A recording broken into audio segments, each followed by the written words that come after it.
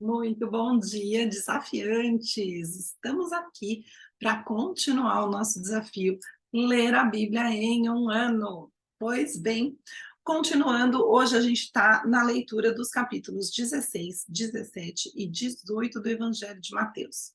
E olha só que hoje a coisa é quente. Não, hoje a gente está com 3 capítulos, assim, que são fortes, fortes. Veja lá, o capítulo 16 já começa assim: é, os fariseus e os saduceus pedindo para Jesus mandar um sinal do céu, né? Um sinal dizendo que ele é filho de Deus, etc., né? Porque ninguém acreditava nele, ninguém, poucas pessoas acreditavam nele. Mas, ó, eu não vou dar spoiler, não. Na leitura você vai ver a resposta que Jesus deu para eles. Aguarde. É nesse capítulo também que Jesus já fala, né, prediz, avisa os discípulos de que ele vai morrer, mas de que ele também vai ressuscitar. Então ele já está começando a preparar, porque está chegando o momento da despedida, né? Está chegando e aí é importante, né? Porque existe uma relação de família, né? Lembra, uns capítulos atrás, Jesus disse que quem estava com ele é que era a família dele. Então, os discípulos são todos como irmãos, né? Como uma grande família. E aí, óbvio, né? Que ele não ia só deixar o sofrimento da partida para os discípulos, ele já começou a prepará-los. A gente passa para o capítulo 17, onde acontece uma das coisas mais lindas, lindas da vida de Jesus. Ele foi para o monte com Pedro, Tiago e João. João, sempre em todas, né? E lá ele se transfigurou, os apóstolos puderam observar o lado do ser de luz que Jesus era. Então ele ficou revestido de sol e vestido de trajes brancos. Eu fico imaginando assim a maravilhosidade, né, a perplexidade dos homens daquela época, sendo apóstolos de Jesus, estando ali do lado dele, discípulos, e de repente vendo essas coisas, né? Porque se até hoje, com toda a tecnologia que a gente tem, com todo o entendimento que a gente tem de ciência, tanta coisa assusta, né? Assim, enlouquece a gente. Imagina naquela época, onde as pessoas eram mais ignorantes, muito limitadas, e de repente você está lá no monte e você vê, né, um ser de luz, assim, todo iluminado, todo, né, assim, perfeito. Então, assim, ter sido discípulo deve ter sido um grande privilégio, né? E aí também acontecem mais umas coisinhas, mas eu vou deixar para vocês verem na leitura, ok? E o capítulo 18 também é um capítulo forte. É aqui que está a parábola da ovelha perdida. Sabe aquela? Pois é, você tinha 100 ovelhas, aí você perdeu uma, você largou as 99 para ir atrás daquela que se perdeu. E essa parábola é linda, a gente tem até um hino que fala, né? Deixa as 99 só para me encontrar. Então, é onde a gente percebe que Deus tem uma relação pessoal com a gente. O que quer que aconteça, não é que ele larga as 99. Claro que as 99 ficaram em segurança, ficaram bem, para depois Deus ir procurar Jesus, ir procurar a ovelhinha perdida, né? A ovelhinha perdida pode ser cada um de nós. A gente está sempre precisando se alimentar, se fortalecer e crescer na fé, tá bom? Antes da nossa leitura de hoje, eu vou fazer como sempre, né? Vou te pedir, segue o canal, isso fortalece a gente no YouTube, né? Deixa um comentário, deixa um joinha e, aliás, eu quero fazer um outro desafio aqui, né? Quero que vocês me digam onde está o gato. Coloca aqui no comentário quem encontrar o gato, onde é que ele está. Vamos à leitura de hoje, capítulo 16. Os fariseus e os saduceus pedem um sinal do céu. Aproximando-se os fariseus e os saduceus, tentando-o, pediram-lhe que lhes mostrasse um sinal vindo do céu. Ele, porém, lhes respondeu: chega a tarde, dizeis, haverá bom tempo, porque o céu está avermelhado. E pela manhã, hoje haverá tempestade, porque o céu está de um vermelho sombrio. Sabeis, na verdade, discernir o aspecto do céu, e não podeis discernir os sinais dos tempos? Uma geração má e adúltera pede um sinal, e nenhum sinal lhe será dado, senão de Jonas. E, deixando-os, retirou-se. Ora, tendo os discípulos passado para o outro lado, esqueceram-se de levar pão. E Jesus lhes disse: Vede e acautelai-vos do fermento dos fariseus e dos saduceus. Eles, porém, discorriam entre si, dizendo: É porque não trouxemos pão. Percebendo, Jesus disse: Por que discorreis entre vós, homens de pequena fé, sobre o não terdes pão? Não compreendeis ainda, nem vos lembrais dos 5 pães para 5.000 homens, e de quantos cestos tomastes? Nem dos 7 pães para os 4.000, e de quantos cestos tomastes? Como não compreendeis que não vos falei a respeito de pães? E sim, acautelai-vos do fermento dos fariseus e dos saduceus. Então entenderam que não lhes dissera que se acautelasse do fermento dos pães, mas da doutrina dos fariseus e dos saduceus. Indo Jesus para os lados de Cesareia de Filipe, perguntou a seus discípulos: Quem diz o povo ser o Filho do Homem? E eles responderam: Uns dizem João Batista, outros Elias e outros Jeremias, ou algum dos profetas. Mas vós, continuou ele, quem dizeis que eu sou? Respondendo Simão Pedro, disse: Tu és o Cristo, o Filho do Deus vivo. Então Jesus afirmou: Bem-aventurado és, Simão Barjonas, porque não foi carne e sangue que tu revelaram, mas meu Pai que está nos céus. Também eu te digo que tu és Pedro, e sobre esta pedra edificarei a minha igreja, e as portas do inferno não prevalecerão contra ela. Dar-te-ei as chaves do reino dos céus. O que ligares na terra terá sido ligado nos céus, e o que desligares na terra terá sido desligado nos céus. Então, advertiu os discípulos de que a ninguém dissessem ser ele o Cristo. Desde esse tempo, começou Jesus Cristo a mostrar a seus discípulos que lhe era necessário seguir para Jerusalém e sofrer muitas coisas dos anciãos, dos principais sacerdotes e dos escribas, ser morto e ressuscitado no terceiro dia. E Pedro, chamando-o à parte, começou a reprová-lo, dizendo: Tem compaixão de ti, Senhor. Isso de modo algum te acontecerá. Mas Jesus, voltando-se, disse a Pedro: Arreda, Satanás, tu és para mim pedra de tropeço, porque não cogitas das coisas de Deus, e sim das coisas dos homens. Então disse Jesus a seus discípulos: Se alguém quer vir após mim, a si mesmo se negue, tome a sua cruz e siga-me. Portanto, quem quiser salvar a sua vida, perdê-la-á. E quem perder a vida por minha causa, achá-la-á. Pois que aproveitará o homem se ganhar o mundo inteiro e perder a sua alma? Ou que dará o homem em troca de sua alma? Porque o Filho do Homem há de vir na glória de seu Pai, com os seus anjos, e então retribuirá a cada um conforme as suas obras. Em verdade, vos digo que alguns há dos que aqui se encontram que de maneira nenhuma passarão pela morte até que vejam vir o Filho do Homem no seu reino. Capítulo 17.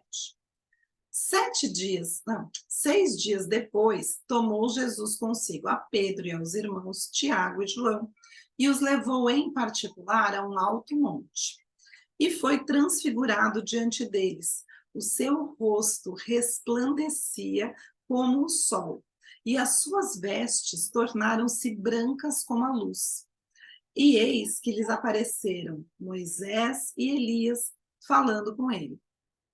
Então disse Pedro a Jesus: Senhor, bom é estarmos aqui. Se queres, farei aqui 3 tendas. Uma será tua, outra para Moisés, outra para Elias. Falava ele ainda quando uma nuvem luminosa os envolveu. E eis, vindo da nuvem, uma voz que dizia: Este é o meu filho amado, em quem me comprazo. A ele ouvi. Ouvindo-a, os discípulos caíram de bruços, tomados de grande medo. Aproximando-se deles, tocou-lhes Jesus, dizendo: Erguei-vos e não temais. Então eles, levantando os olhos, a ninguém viram, senão Jesus. E descendo eles do monte, ordenou-lhes Jesus: A ninguém conteis a visão, até que o Filho do Homem ressuscite dentre os mortos. Mas os discípulos o interrogaram: Por que dizem, pois, os escribas ser necessário que Elias venha primeiro? Então Jesus respondeu: De fato, Elias virá e restaurará todas as coisas. Eu, porém, vos declaro que Elias já veio e não o reconheceram. Antes fizeram com ele tudo quanto quiseram. Assim também o Filho do Homem há de padecer nas mãos deles. Então os discípulos entenderam o que lhes falara a respeito de João Batista. E quando chegaram para junto da multidão, aproximou-se dele um homem que se ajoelhou e disse: Senhor, compadece-te de meu filho, porque é lunático e sofre muito. Pois muitas vezes cai no fogo e outras muitas na água. Apresentei-o a teus discípulos, mas eles não puderam curá-lo. Jesus exclamou: Ó geração incrédula e perversa, até quando estarei convosco? Até quando vos sofrerei? Trazei aqui o menino. E Jesus repreendeu o demônio, e este saiu do menino. E desde aquela hora ficou o menino curado. Então os discípulos, aproximando-se de Jesus, perguntaram em particular: Por que motivo não pudemos nós expulsá-lo? E ele lhes respondeu: Por causa da pequenez da vossa fé. Pois, em verdade vos digo que se tiverdes fé, como um grão de mostarda, direis a este monte: passa daqui para acolá, e ele passará. Nada vos será impossível. Mas esta casta não se espelhe, senão por meio de oração e jejum. Reunidos eles na Galileia, disse-lhes Jesus: O Filho do Homem está para ser entregue nas mãos dos homens, e estes o matarão, mas ao terceiro dia ressuscitará. Então os discípulos se entristeceram grandemente. Tendo eles chegado a Cafarnaum, dirigiram-se a Pedro os que cobravam o imposto das 2 dracmas e perguntaram: Não paga o vosso mestre as 2 dracmas? Sim, respondeu ele. Ao entrar Pedro em casa, Jesus se lhe antecipou, dizendo: Simão, que te parece? De quem cobram os reis da terra impostos ou tributos, dos seus filhos ou dos estranhos? Respondendo Pedro: Dos estranhos. Jesus lhe disse: Logo estão isentos os filhos. Mas, para que não os escandalizemos, vai ao mar, lança o anzol, o primeiro peixe que fisgar, tira-o, e abrindo-lhe a boca acharás um estáder. Toma-o e entrega-lhes por mim e por ti. Capítulo 18. Naquela hora, aproximaram-se de Jesus os discípulos, perguntando: Quem é, porventura, o maior do reino dos céus? E Jesus, chamando uma criança, colocou-a no meio deles. E disse: Em verdade vos digo que se não vos converterdes e não vos tornardes como crianças, de modo algum entrareis no reino dos céus. Portanto, aquele que se humilhar como esta criança, esse é o maior no reino dos céus. E quem receber uma criança tal como esta, em meu nome, a mim recebe. Qualquer, porém, que fizer tropeçar a um destes pequeninos que creem em mim, melhor que fora que se lhe pendurasse no pescoço uma grande pedra de moinho e fosse afogado na profundeza do mar. Ai do mundo por causa dos escândalos, porque é inevitável que venham escândalos, mas ai do homem pelo qual vem o escândalo. Portanto, se a tua mão ou o teu pé te faz tropeçar, corta-o e lança-o fora de ti. Melhor é entrares na vida manco ou aleijado do que, tendo duas mãos ou dois pés, seres lançados no fogo eterno. Se um dos teus olhos te faz tropeçar, arranca-o e lança-o fora de ti. Melhor é entrares na vida com um só dos teus olhos do que tendo dois seres lançados no inferno de fogo. Vede, não desprezeis a qualquer destes pequeninos, porque eu vos afirmo que os seus anjos no céu veem incessantemente a face de meu Pai Celeste. Porque o Filho do Homem veio salvar o que estava perdido. Que vos parece? Se um homem tiver 100 ovelhas e uma delas se extraviar, não deixará ele nos montes as 99 indo procurar a que se extraviou? E se porventura a encontra, em verdade vos digo, que maior prazer sentirá por causa desta do que pelas 99 que não se extraviaram. Assim, pois, não é da vontade de vosso Pai Celeste que pereça um só pequenino. Se teu irmão pecar contra ti, vai arguí-lo entre ti e ele só. Se ele te ouvir, ganhaste a teu irmão. Se, porém, não te ouvir, toma ainda contigo uma ou duas pessoas, para que pelo depoimento de duas ou três testemunhas, toda a palavra se estabeleça. E se ele não os atender, dize-o à igreja. E se recusar ouvir também a igreja, considera-o como gentil e publicano. Em verdade vos digo que tudo o que ligardes na terra terá sido ligado no céu. Em verdade também vos digo que se dois dentre vós sobre a terra concordarem a respeito de qualquer coisa que porventura pedirem, ser-lhes-á concedida por meu Pai, que está nos céus. Porque onde estiverem dois ou três reunidos em meu nome, ali estou no meio deles. Então Pedro, aproximando-se, lhe perguntou: Senhor, até quantas vezes meu irmão pecará contra mim, de que eu lhe perdoe? Até 7 vezes? Respondeu-lhe Jesus: Não te digo que até 7 vezes, mas até 70 vezes 7. Por isso, o reino dos céus é semelhante a um rei que resolveu ajustar contas com os seus servos.